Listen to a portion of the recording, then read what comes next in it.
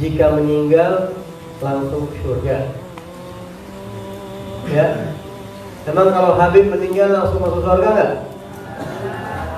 Hah?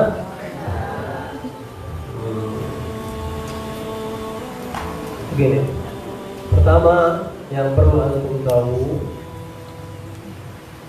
bahwasanya walaupun keturunan Rasulullah, walaupun dia seorang sayyid, seorang habib, tidak ada jaminan ismah, nggak ada jaminan dia maksum. Apa itu maksum? Dijamin nggak bakal berbuat dosa, nggak ada. Habaib, sayyid, bagaimanapun dia bukan malaikat. Yang maksum itu malaikat. Yang maksum itu para nabi, itu maksum, para rasul. Nabi dan rasul tidak mungkin berbuat maksiat. Kalau seorang sayyid, seorang habib, atau bahkan sahabat nabi sekalipun, nggak ada yang maksum.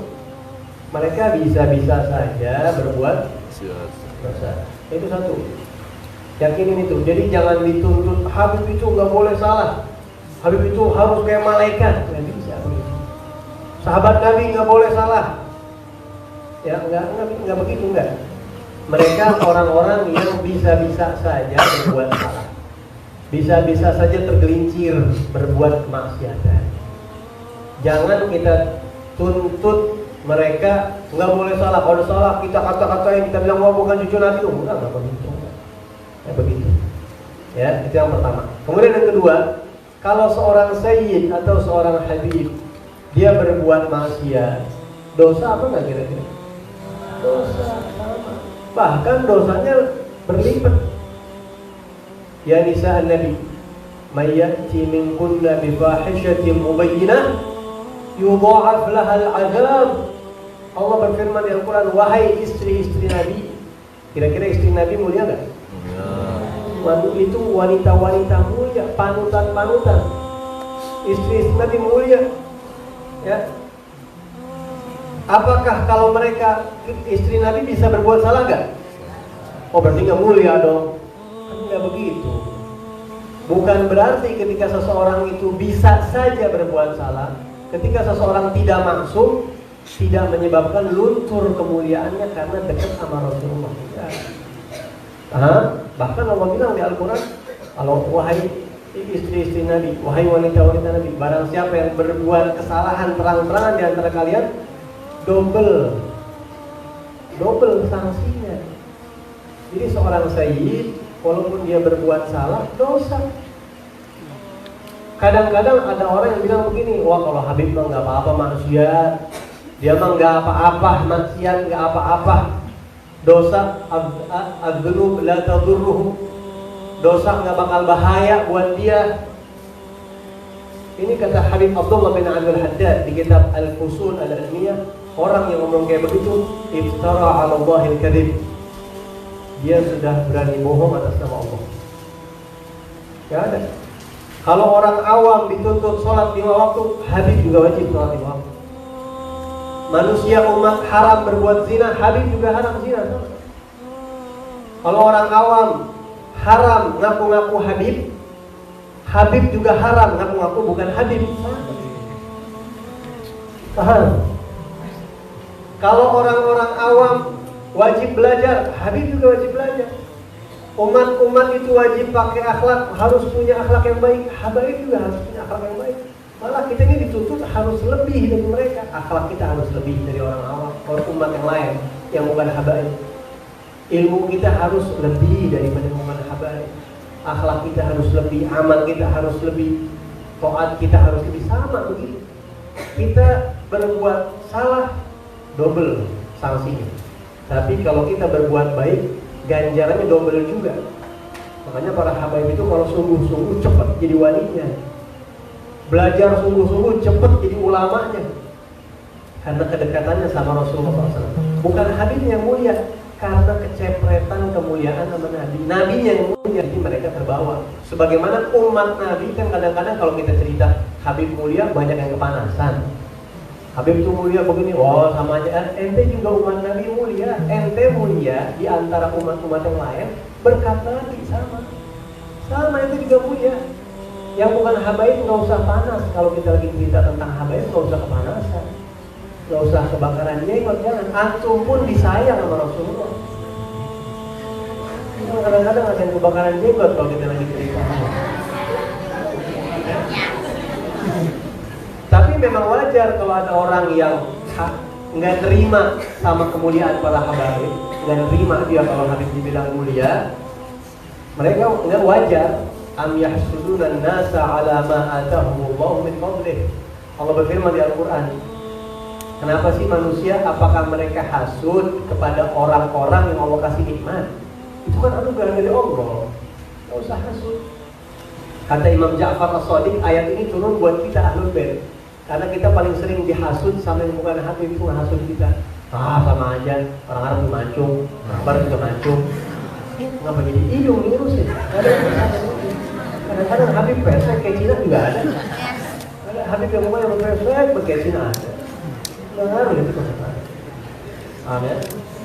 Nah, jadi barang siapa yang berkeyakinan bahwa habaib itu berbuat dosa nggak bahaya, dia bohong atas nama Allah. Bohong. Enggak, sama Habib juga nggak boleh maksiat. Habib juga nggak boleh berbuat dosa. Dia berbuat baik, double kebaikannya. Dia berbuat salah, double sanksinya. Sama begitu kata Imam Haddad. Cuma yang perlu digarisbawahi nih, nggak ada jaminan habaib masuk surga. Ada nggak jaminan habaib masuk surga? Nggak ada. Kata siapa ada habaib jaminan masuk surga? Nggak ada. Cuma kalau anak tanya, kira-kira yang paling banyak masuk surga umat Nabi siapa? Umat Nabi Muhammad, kira nggak umat Nabi Muhammad?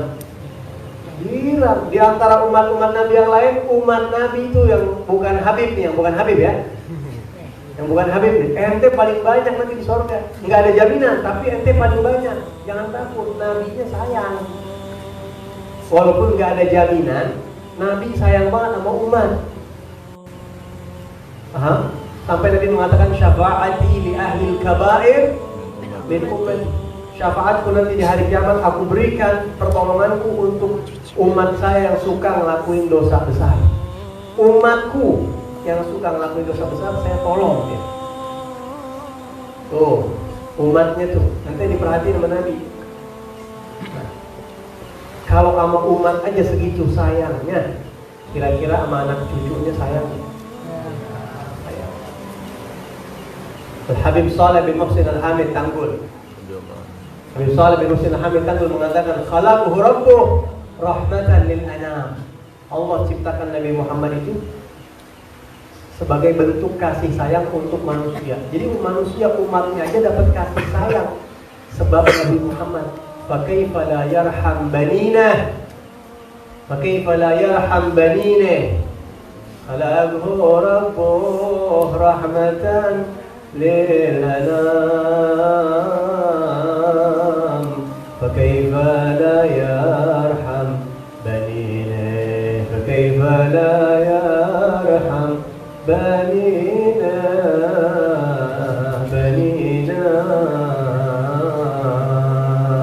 Itu gosidahnya Habib Saleh bin Muhsin Al-Hamid Tanggul.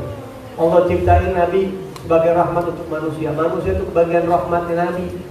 Masa anaknya enggak? Fakaifa la yarham banina? Jadi kalau Nabi nanti disebutkan dalam hadis Nabi ngangkutin umat yang di neraka tuh, diangkutin sama Nabi, dapat syafaat fulan, masuk surga, sampai neraka jahanam ngomong sama Rasulullah, ya Rasulullah, ya Muhammad, halla tubghi li ghadabi rabbik. Wahai Rasulullah, ini diangkut semua umat kamu ke surga. Apa nggak ada yang disisain barang berapa orang kek buat jatah murkanya Allah? Sisain barang berapa orang ya Rasul? Nah, sedangkan Rasul bersabda, khairukum li ahlihi wa ana khairukum li ahli. Orang yang paling baik itu yang paling sayang sama anak keluarganya, dan aku paling sayang sama keluargaku. Umatnya aja disayang, diangkutin ke surga sebanyak-banyaknya. Kira-kira Nabi diemin nggak keturunannya? Itu doang harapan kita. Jaminan mah nggak ada. Cuma harapan besar buat masuk surga. syafaat Nabi besar harapan. Semua umat punya harapan buat dapat syafaat Nabi, apalagi cucunya. Cucunya sangat berharap. Nah, makanya anak cucu Nabi ini ya biar ibadah biar benar, akhlak biar baik. Kenapa? Karena kalau ente salah, cucu Nabi pun dikatain gara-gara ente, orang-orang hasud. No, Habib no. Lihat no, tuh yang katanya Habib tuh. Nah, satu orang berbuat salah, semua Habib kena. Kasihan. Hujjah lin nawasibi, akhirnya yang pada benci sama Habib menjadikan ente alasan buat nyerang seluruh cucunya Nabi Muhammad. Ya, ente kalau ada yang nanya dulu, bagaimana kira-kira kalau anak cucu Nabi yang ahli maksiat bisa gak tuh ditolong sama Nabi? Ya udah pasti. Al-waladul akhir, anak durhaka dapat warisan gak kira-kira? Dapat selama nggak kafir. Ada seorang bapak kaya raya punya anaknya nggak nurut, bukan anak yang soleh. Kalau disuruh kadang-kadang kagak mau, kadang-kadang mau, kadang-kadang nurut, kadang-kadang nggak nurut. Tahu-tahu bapaknya mati, warisan dapat gak tuh anak? Dapat. Itu urusan dunia, bagaimana urusan akhirat? Al-waladul akhir. Jadi apakah habaib masuk surga? Jaminan nggak ada, tapi harapan besar. Umat Nabi juga harapan masuk surga gede, karena paling banyak besar umat Nabi Muhammad.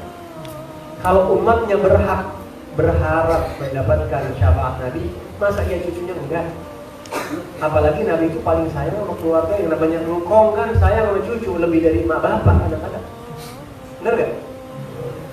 Ente punya engkong? Nenek punya ente?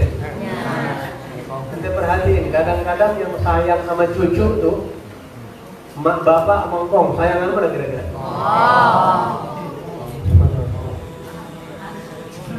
Kadang-kadang dulu nih, kalau minta apa-apa nih yang rada-rada mahalan dikit, kita minta main nenekan. Namanya Syarifah Aisyah binti Muhammad Rasulullah. Masya Allah, kami doain anak dulu. Kami doain, tidak dulu zaman mobil Tamiya dulu. Kita mobil Tamiya masih ada sekarang. Tidak pengen mobil Tamiya, tidak ini yang bagus harganya sekian. Ini namanya ntar diganti itu tidak pakai namanya mana. Duit deh sekian. Anak kadang-kadang mau minta sama abah, mau takut, mintanya sama Jida. Dikasih sama Jida. Apa aja dikasih, Jida pengen beli Jida, mobil remote control, berapa duit? Sekian, tuh. Nenek, kakek. Kadang-kadang sayangnya melebihi orang tua ke cucu. Jadi kita ini, masa umatnya punya harapan untuk dapat syafaat, kita cucunya masa nggak dapat. Nabi lebih sayang sama cucu daripada abang. Semuanya disayang, tapi lebih besar kepada anak cucunya begitu. Paham ya? Paham apa enggak tuh? Jelas atau enggak? Yang para habaib, makanya yang para habaib supaya enggak tertipu dengan nasab. Kadang-kadang anak habaib ini tengil gara-gara tertipu dengan gua habib ngobrol. Gua habib. Kadang-kadang begitu. Ya, jangan, justru karena ente habib, ente harus tawadhu. Al-Habib Ahmad bin Hasan Al-Attas, anda sering ulang-ulang. Habib Ahmad bin Hasan Al-Attas, beliau itu pernah sering dulu sempat datang rasa takut, mana ini sebenarnya cucu Nabi benar apa enggak? Mana ini benar-benar cucu Nabi benar-benar nyambung enggak? Anda tahu nasab anak nyambung, anak Al-Attas betul-betul bersambung. Cuma bener, Anda pengen langsung dapat pengakuan dari Rasulullah. Anda belum ada pengakuan. Anda yakin dengan nasab Anda, tapi Anda mau pengakuan dari Rasulullah. Anda ini benar-benar cucu beliau, bukan mimpi Rasulullah dan dipanggil anta waladi. Engkau adalah anakku. Dan banyak para wali-wali dulu tuh begitu takut. Kalau belum sampai mereka ada yang kalau belum mimpi Nabi, kalau belum ada isyarat benar-benar cucu, mereka sampai takut kayak begini. Jadi jangan tertipu sama